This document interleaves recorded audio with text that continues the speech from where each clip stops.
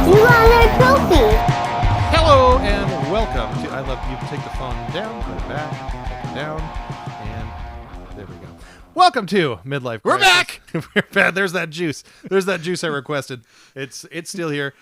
It's to the top. We're talking about our favorite games of the year. Part 1 was all me, my top 5. Go back and watch it if you want to know. Little housekeeping up front. We'll go quicker. We'll go quicker than 8 minutes in on this one. Okay. We 30 are seconds in. now on Spotify. Yep. If you want to go listen to us on Spotify, you can. You can also watch us on Spotify, which I did not know was a thing until we actually did it. Special shout out to Wonder Mundo, who's out there doing the good work for us. He's also whipping up some social media action, and we're going to have some QR codes and all that shit. And when it happens, I'll make sure you know. In the meantime, continue watching, continue commenting, liking, subscribing. Tell your friends. We're here. We're just now only slightly lonely. We're less lonely than we were. Less lonely. But we're boosting it up, pal. We're boosting it up, getting rid of those lonelies. And now on part 2 of our games of the year, we're going with Uncle Bob's list. A little bit on my list. You mentioned this as we on the last one, but were there any turns, any throwouts, any things that you thought for sure were going to be on my list that weren't on the list? Those kind of things. I did think Zelda would be higher. Okay. I thought Zelda would be at one or probably number 2. Knowing your whole list now, I thought you'd probably go Mario Wonder and then Zelda number 2. Mm-hmm. But also, I like your list because I know your list and I know my list because it's in my head. And I have not been smartened up yet. You do not know my list, but now I speculate on some of them. Our list together, it's pretty cool because it's like we're covering a wide swath of things with only a little bit of overlap, which is a good thing in terms of the content here because you got to talk about a whole bunch of good games. Yep. I will get to talk about a whole bunch of good games, and even though we have really busy lives, the way that it's worked out is that I think that we've covered just about all of the biggest games. It's like our powers combined. We're able indeed. to play all the important games of the year and have something to talk about. I think so. I would agree with that statement. Well, you might agree more when you actually hear my list. Okay. Well, with that, I mean, let's not tease anymore. Let's go right for it. Do you want to start with some honorable mentions before you go into the bulk? No, I might actually do what you did, Okay. which is talk about games on my list, and then I'll think of other things and say, "Oh yeah, by the way, here's an honorable mention."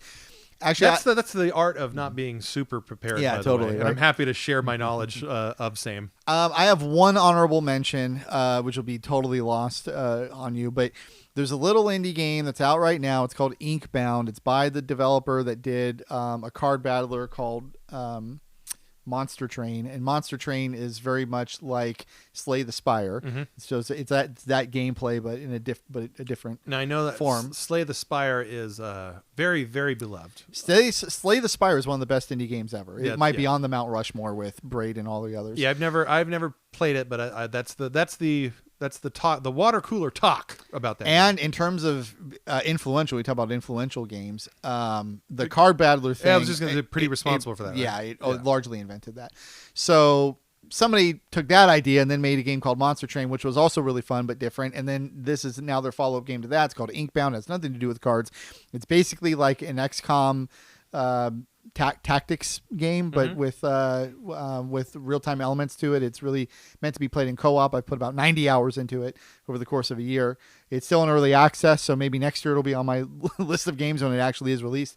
But it's great. It's an honorable mention if you're on Steam, if you like strategy games. It's a really good strategy game. It's called Inkbound. Okay. My number 5 game is the Dead Space remake. Oh, well, there you have it. The Dead Space remake. Yeah. Now you want to talk about surprises here. I would not have guessed that this would have been on your list. Me either, except that it was getting a lot of buzz when it came out in February, I believe. And I bought it day one because I just built a screaming new PC and I wanted something to test out the screaming graphics on it. And this game is supposed to have really, really good graphics. Supposed to be a really, really good remake. I don't know if we talked about this on the show or not, but I remember. So usually when I'm playing, I didn't play it on PC because I don't have a nice PC. I do have a Steam Deck though. Foreshadowing. On PS5, I usually always play my games on performance mode because I prefer having the faster frame rate than I do the slower frame rate with the 4K. Yeah. This is one of the rare examples where for me, like playing it on the resolution / quality mode was like a must because the volumetric lighting. Like, I was going to mention exactly dude, that. it looks like lighting. a bona fide next gen video game. The lighting in particular was great. Yeah. I never played the original Dead Space. I was going to ask that. Okay. Came out during the WoW years. We talk about this a lot, which was I think '08. Yeah. It was. So based on, and it also not a game that I would have guessed, because on the very last episode we did this whole bit where I just told you I nope out of scary games oftentimes because I just can't handle it. This game I thought was actually perfect in terms of managing my level of terror. Your crisis response ratio was just at the perfect balance. The fight or flight instinct was in perfect harmony, so that I was doing more fighting than flighting. And the combination of like spectacular pacing. And that is such an important, as I get older, I value pacing in video games a lot more. Yeah. Because your time is valuable to you. So you don't want to feel like it's being wasted in a game. And you don't want to feel like you're fucking climbing in a new Zelda game. Right. And so a lot of games are, an average of 20 hours. 20 hours is considered a short game these days. I know. Still. It's crazy. So it's like if you're going to dedicate that much to it, and if you're like me and you have sort of completionist instincts and you want to do everything that you can in a game, then you at least want to feel like you're not having your time wasted through tedious nonsense. This game does not do that. It's like everything has a purpose. There's an interesting room. No wasted motion. No wasted motion. Yeah. No wasted spacing in the geometry of the levels. Even there are times when you think that there's downtime. There's not downtime because some aliens jump out at you or whatever. The weapon variety is really good. I always like it when games give you a whole bunch of weapons, but then you find a reason to use all the different weapons so it doesn't feel extraneous. This game does a really good job of that. You find yourself using everything. I also really love and this was in the original Dead Space, nothing new, but each weapon having the alternate fire mode, and those alternate fire modes being really like meaningful. Yes. Totally. Yeah. That's a really good point. I would not have mentioned that had you not mentioned it. The alt fire is really good on them. And then the thing that I enjoyed individually, but I have heard is one of the best features by people who have played both versions of the game, is that the the anti-gravity stuff, spacewalking stuff that you do in that game, it felt great when I was doing it. Yeah. And it's kind of crazy because on the one hand, it was a slight adjustment while you're getting used to rooms, like having to go upside down to get something that's on the ceiling, but now the ceiling looks like the floor. The way that you're rotating. But as I've heard from other people online, this game does it better than any other game that's attempted to do exactly that, anti-gravity, basically. But when I was playing it, it was just like really fun and really intuitive and like really made sense. Yeah, it's a pretty seamless transition too when you go to those spots in the game where you do make it. Like I remember the first one in the original game. It was very disorienting and it didn't feel good. And I don't know if they of course you get it, like as you do more of them in that game, you get more accustomed to it. I haven't done a Pepsi challenge with these, so I'd be interested to know if they improved that control for the remake, because it feels like they did. Like it feels like it's it's easier to reorient yourself. It was lauded. I enjoyed the hell out of it, and then also just the difference. So this kind of goes to the pacing thing, but going from the interior locations to then exterior spacewalking it feels really fun. And then there's this constant sort of tension and dread. You're on a spaceship that is just blowing up and falling apart and all this stuff the entire game. And you're just wondering, like, how is it even staying afloat? And it's really not. It's about to crash into a planet. Yep. So the entire time you have localized dread that you're trying to escape these things that are trying to eat you. But then also there's sort of a macro level tension as well, because it's like, well, you got to hurry up and do the thing or else you're going to be stuck on the spaceship when it crashes into the planet below. So again, the combination of that to just kind of keep the momentum of the game moving forward all the time, I just thought was spectacular. So a good narrative, really good graphics. The graphics in, like you mentioned, volumetric lighting, that really helps with the immersion. Oh yeah. You feel like you're in this space. And then some really good combat with really good weapons. Really, all of it. Really special shout out to the body horror in this game. Like some of those creatures are so fucking unsettling to look at. Yeah, they really. The way really it's are. just like you can clearly see that this was a human being, but has been mutilated from the inside out to present itself as some very disturbed people at that developer. Yeah, who fucking came awesome up with stuff. So all of that, along with the 3D anti-gravity spacewalking stuff, I just had a really, really good time with it. Beat the game. It's 15 to 20 hours in that range.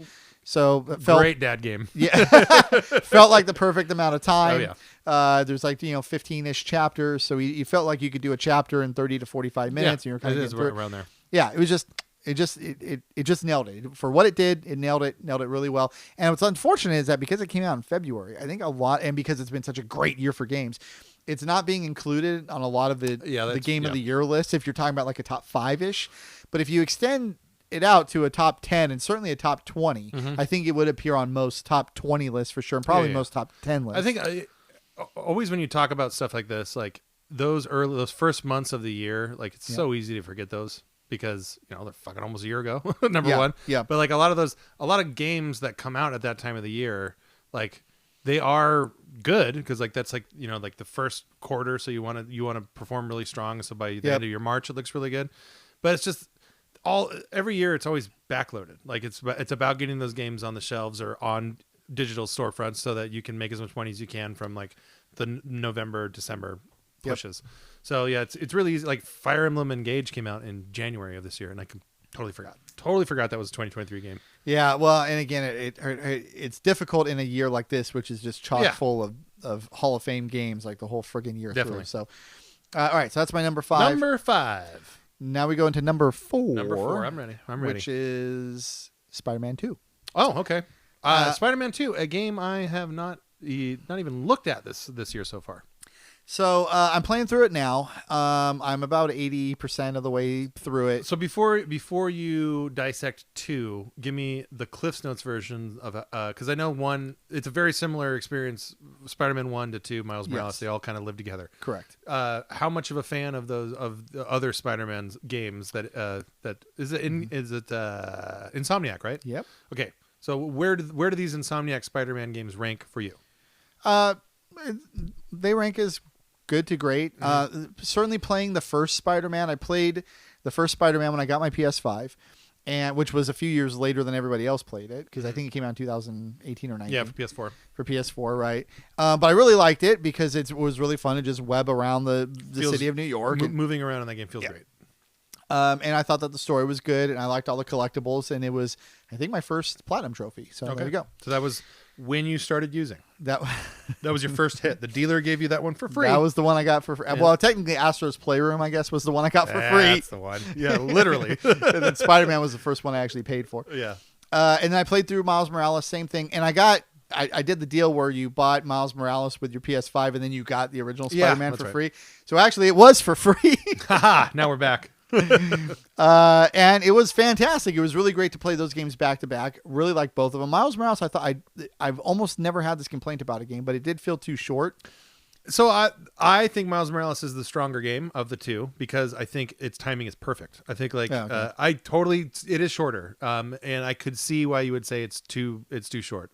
But for me and all the stuff that we've talked about in terms of like available time and all that stuff, like the original Spider-Man had it kind of suffered from Batman Arkham City vibes where that it was like there's just too much shit to do. Miles Morales was narrowed down and like really kind of a more catered experience. I think that's totally fair. And I wonder if I would have the same opinion about Miles Morales being too short if I had played them in the reverse order. Yep. So you might actually be right about that. But in any event, I did really enjoy both, platinumed both, then get to Spider-Man 2. Spider-Man 2, this is similar to your Zelda thing where it's like it gets a slight demerit because it is more of the same. The storytelling is sort of in the same way. Mm-hmm. A lot of the gameplay aspects are, go here, beat up these guys, get this collectible. It's like that sort of stuff. It gets points because the story it tells, I think, is pretty good.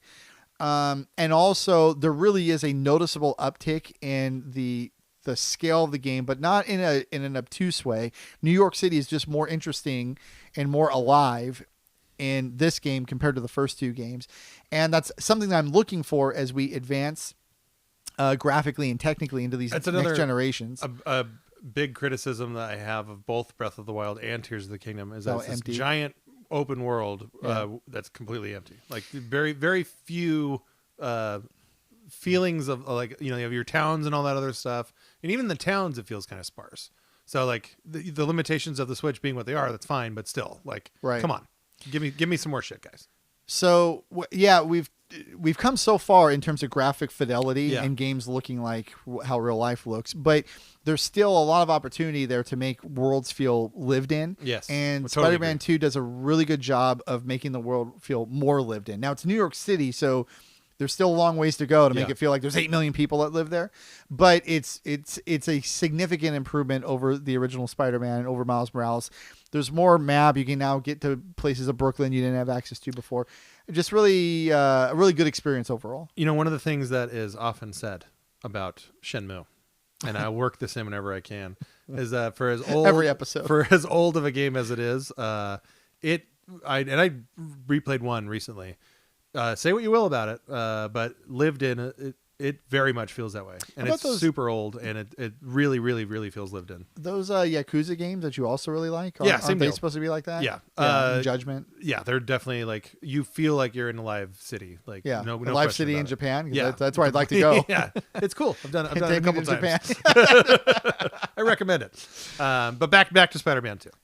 So yeah, I'm happy with it as a progression of the first two games, but it's not doing anything revolutionary. It's evolutionary. So it gets slight hits for that, but still appears in my top 5. So Gotcha. there you go. Okay. So now we're moving on. To number 3. Number 3. This is in the bronze medal position. Your number 3 game of the year Is Shoot.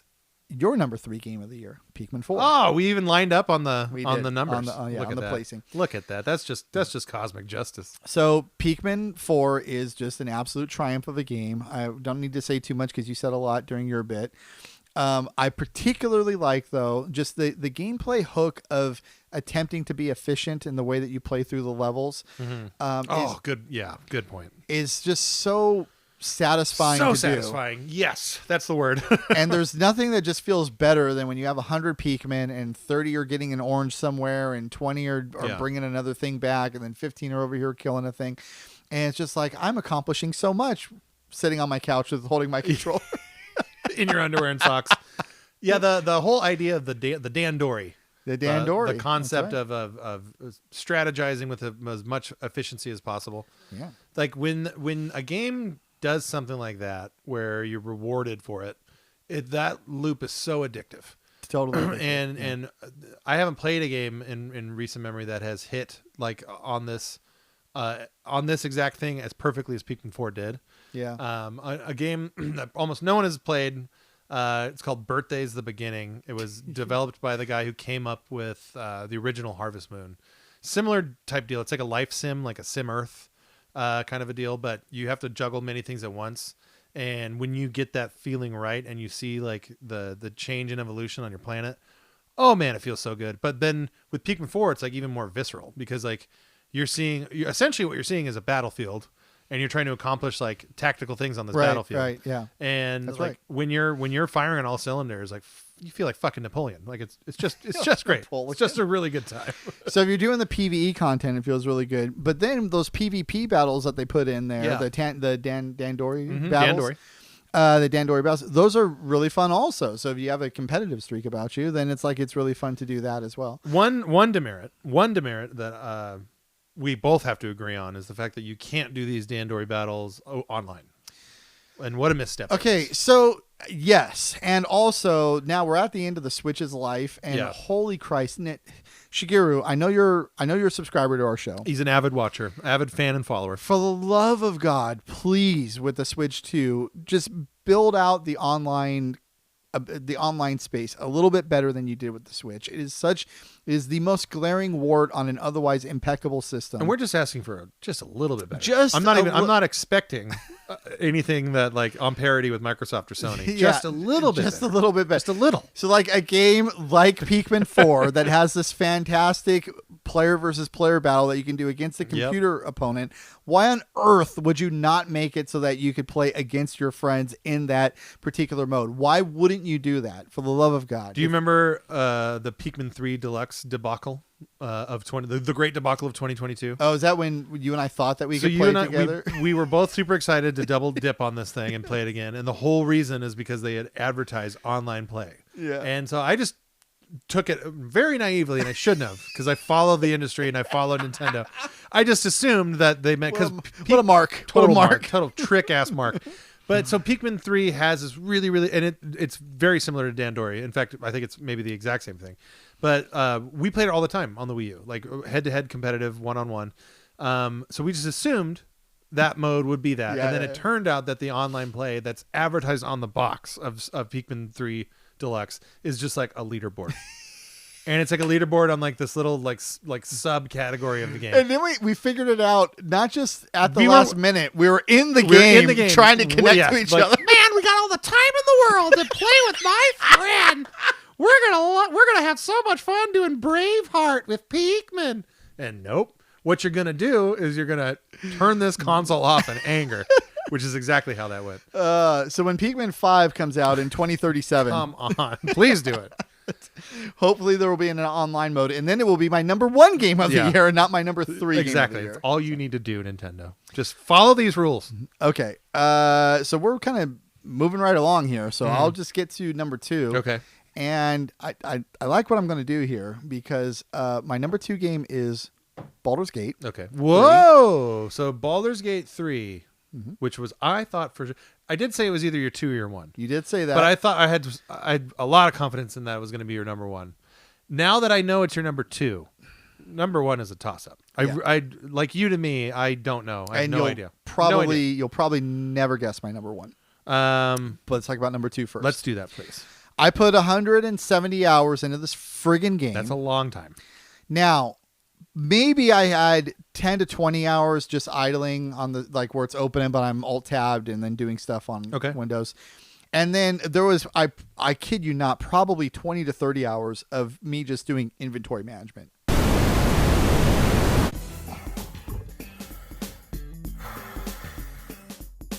What's up, YouTube?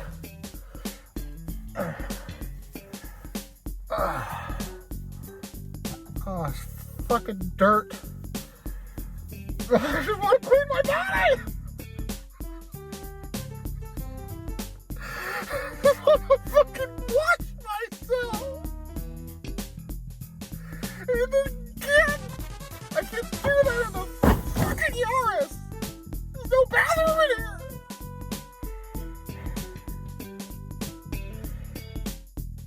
What's up, YouTube? It's your boy. Back with another Laserdisc review. So, this one is...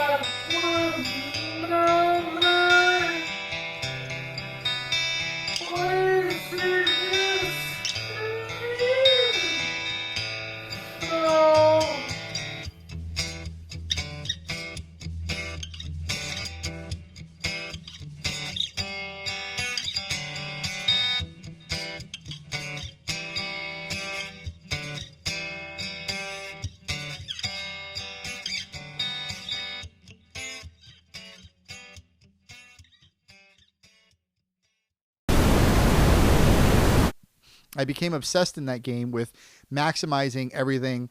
I would pick up like rotten carrots and then hold them so I could sell them for a copper, even though I've got 10,000 gold. It was just a game mechanic that I decided I would take full advantage of. Or you is a game mechanic that you would allow to take full advantage of you and More the latter. and your idiosyncrasies of completionism shit. Yeah. So I spent the length of the entire time it took me to beat Dead Space just moving items from one bag to another and then going to a vendor and selling stuff and then sleeping it. So that was just that. And then I put 130 hours probably into just the actual game itself. So I've heard, before we move on to this particular talk of the game, I've heard from a lot of people that the number one complaint that they have about Baldur's Gate 3 is exactly this. That you spend way too much time in inventory systems just moving shit around. And that it's kind of unacceptable in the era of quality of life improvements and stuff like that, that this inventory system would be the way that it is. Your thoughts there? Could it have been improved? How much did you like it? How much did you not like it? It could have been improved.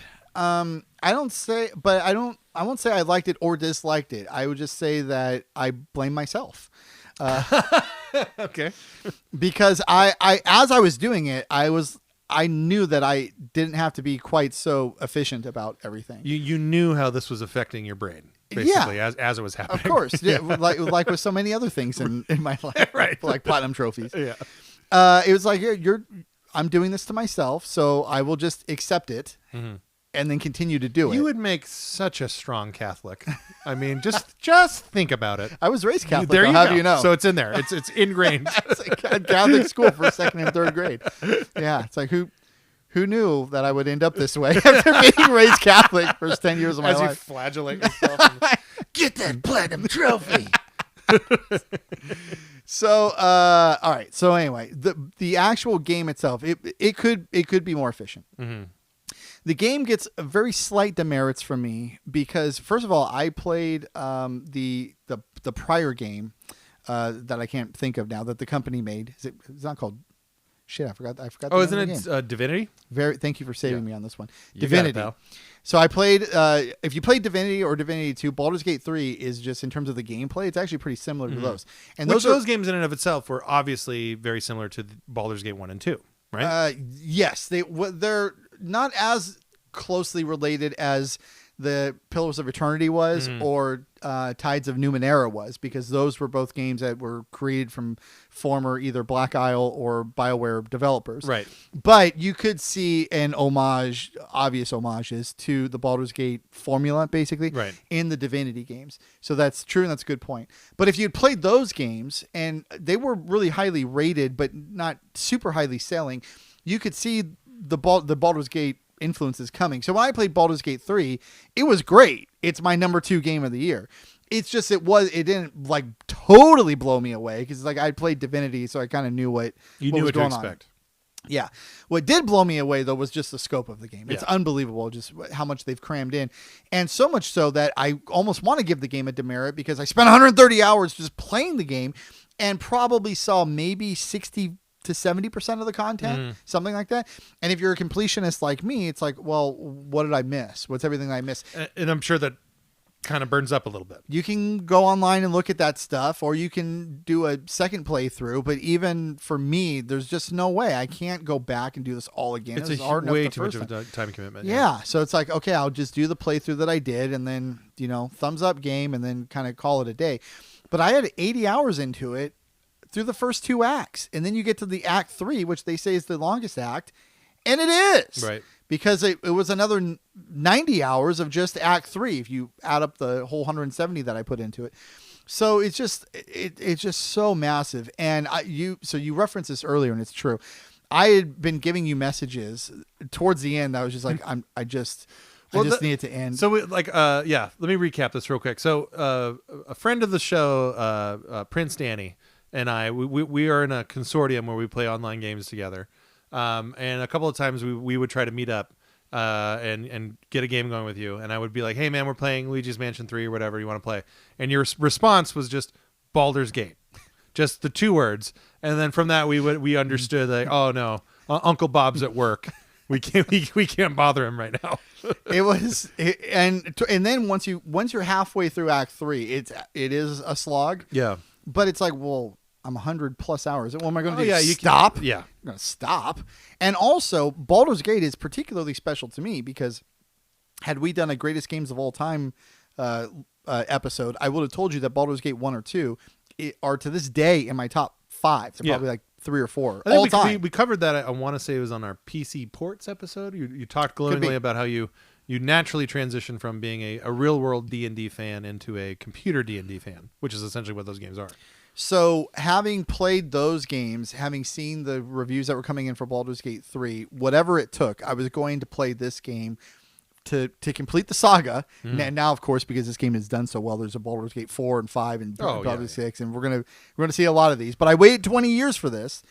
So I was going to play it, but man, playing it was a real commitment. And I have a pretty wide circle of gaming friends. I'm the only one who's actually completed the game. No, I have one other friend. And there was like 4 who have started it but not finished it. And then there's probably 4 who are sort of in your boat where it's like, well, I mean, the game got enough good reviews. I'm kind of interested in it, but you just like, it's such a turn off the time scale. commitment. That's literally where I am. I would love to try this game, but the time commitment. Now, don't think just React. If this game was 65 hours and everything was just like boom, boom, boom, boom, boom, perfect, nice balance, all that stuff, is it a better game than it is now with all the content that it is? What a good question that is. And the answer is yes. Okay. It really is. That is a yes. And it'd probably be my number 1. Yeah. I mean, it really would be because. So this is exactly Batman Arkham Asylum versus Batman Arkham City. Well, except that Baldur's Gate 2, if that's the Arkham Asylum, was also a 100+ hour game that was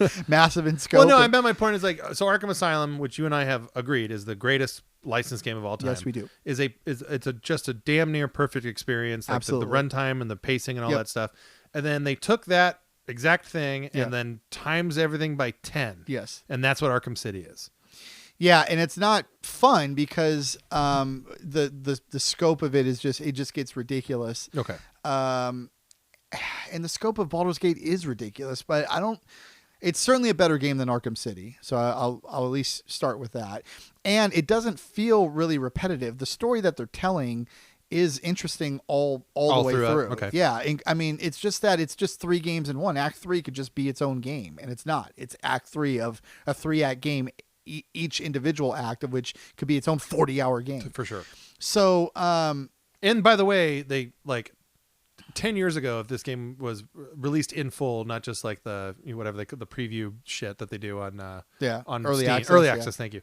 Like this game would have been sold to you like that. It would have been like, here's episode 1 of Baldur's Gate 3. Yeah, it totally would have been. Well, that. one of the reasons the game is being complimented is because they're not doing that. Right. In fact, I think they're making DLC now for it just because it did so well, but they didn't really have any DLC plans for it. It's just like, here's our game, it's all done. So I think like no matter what you say about this game or a Zelda Tears of the Kingdom or anything like that, like that's one complaint that I want to make clear that I'm against that complaint. The fact that these games are coming out and they're just saying like, no, we're not doing DLC or whatever. Baldur's Gate, I know, walked back, but Tears of the Kingdom, they came out and said, AG Aonuma said, we're not doing DLC.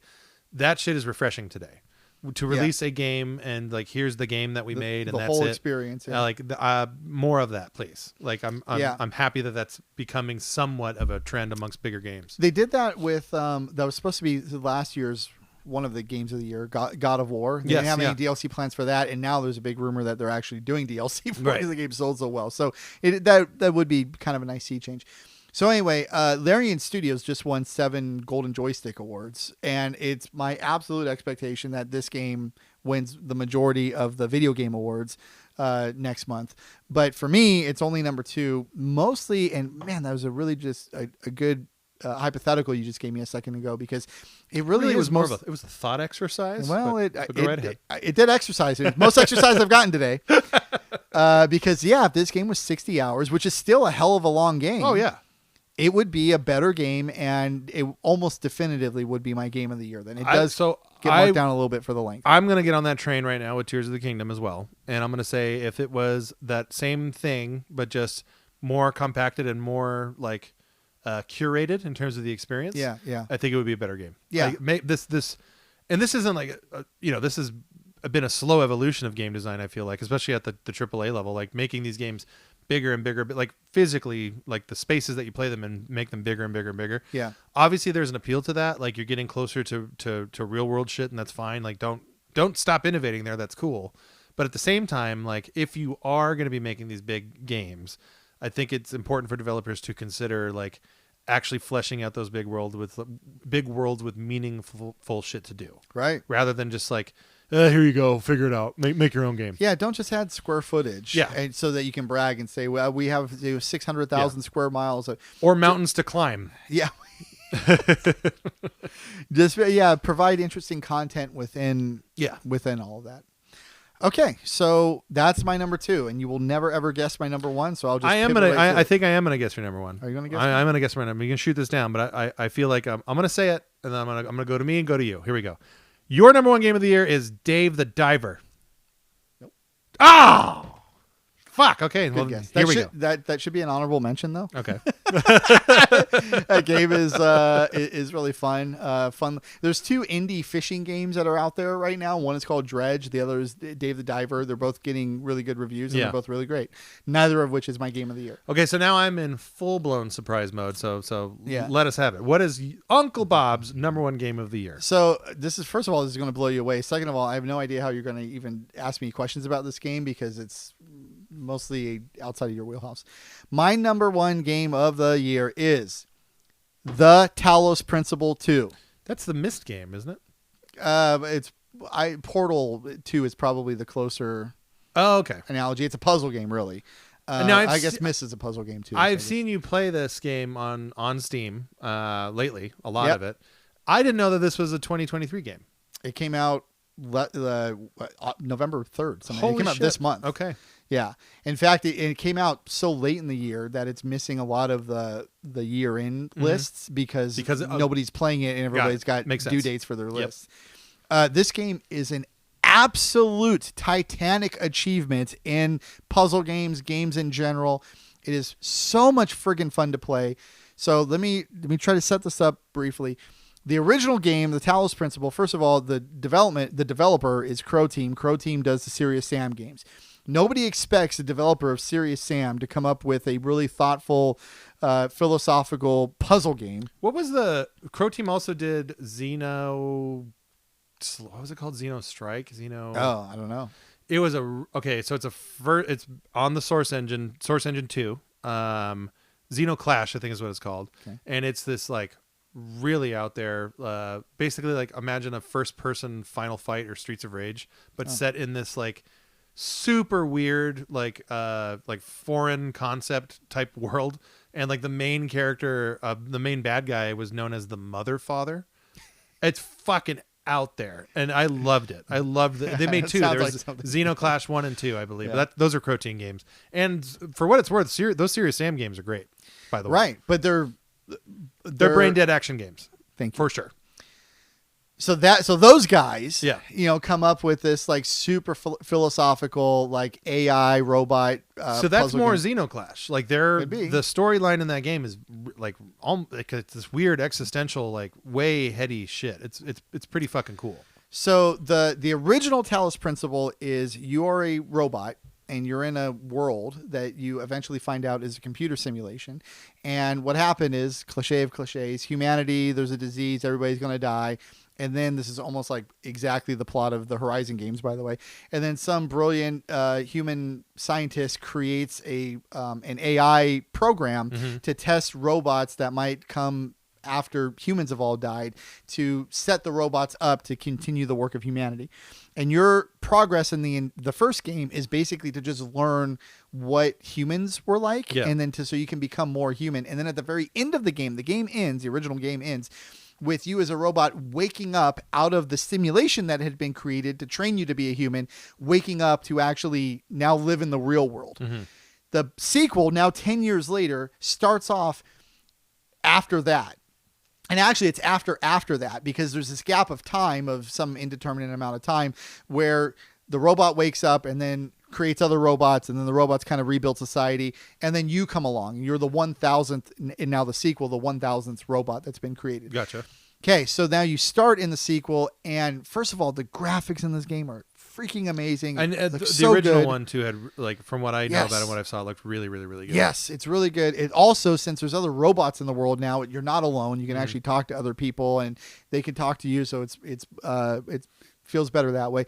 The puzzles themselves, and it's a very difficult thing to get right. The Portal guys got this entirely right too. You want to challenge people, but people have different levels of ability when it comes to puzzle solving. For sure. But you don't want to 90s adventure game these people to where, like, it's so obtuse, and you would never in a million years figure this way out with the solution that they have in mind. And that's a perfect comparison because we were all really frustrated playing those 90s adventure games because of that.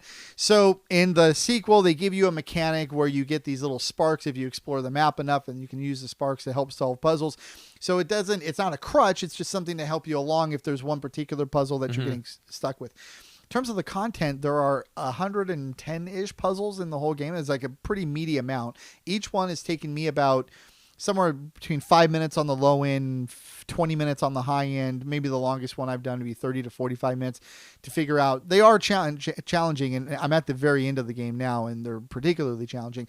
But it's really, really good. And then laced throughout that, you get these this information download via these terminals that sort of explain philosophical concepts to you, and it's trying to sort of harmonize the really philosophical thinkers of the past, the idea of the talos principle in general, sort of a philosophical thought experiment. But it's trying to harmonize that with like what the humans were doing. And you could see what the game is trying to do is trying to say, hey, the humans did this and it caused them to die. And now we're trying to teach you robots to be like the humans because you're made in their image. Inevitably going to die. But, well, you may or may not. I don't know. I haven't actually beat the game yet, although I'm at the very, very end. But it's asking you thought-provoking questions about, like, are you going to actually follow in their steps or not? You are trained, much like people made in the image of God. You are in the image of the humans. So you have to, you're meant to do what they do because you're the extension of the humans, but not to actually make the mistakes that they made. So anyway, the whole game, the sound is friggin' wonderful. It's just incredibly well designed. It's a 90 at a 95 or 96 overall on Steam right now. But for the fact that puzzle games are inherently niche. Yeah. And also this game is a sequel to a game that was kind of a niche game from 10 years ago from the Serious Sam guys. If this was like from a more high profile developer or in a slightly more accessible genre or had been released earlier in the year, it would absolutely be on everybody's game of the year list. Right. And it's get more attention than it's getting. Totally. And I'm telling you, it's my game of the year because it's hitting all these beats perfectly, just pitch perfectly. And it's like, it is the best I think it's one of, if not the best selling games that the developer came out and is said like, thank you for all the sales. So it is getting some attention, but it's not getting nearly the attention it deserves. I know the original Talos Principle got its fair share, but you're right in that. So like, it's one thing to be a puzzle game, like a Tetris or a Puyo Puyo, but then it's another thing entirely to be like a narrative focused puzzle game, like a Myst or a Riven or any of that other stuff. Yeah. And that genre has gone through, pretty high peaks and pretty low, long valleys. Well, Portal 2 is obviously the peak. But that game had humor. This game doesn't have humor. So, I mean, Portal 2, gameplay-wise, yes. Portal 2, I think, is certainly the peak of that. In terms of sales, though, and like the genre's popularity, like you got to go with Myst for sure. Yeah. But Myst has enough still of a name to where like that remake that came out like 1 or 2 years ago, like the big fancy 4K version of Myst, I know that did pretty well. Yeah, because you can still trade on the name Myst. But some of these other puzzle games, the first person narrative kind of stuff, like The Witness is another good example of it. Oh, good. They like, I love those games. Probably not to the level of your love for them, but I do love those games, and it's cool to hear that this is. Like, because I'm ready for a Portal 3. I know it's never coming out. We all know Portal 3 is never coming out. It's like Half-Life 3. They're going to come out on the same package. Oh, really. Totally. It's like a new orange box. The red box, yeah.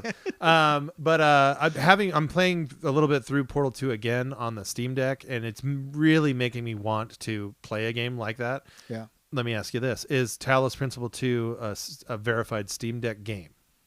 Oh, man.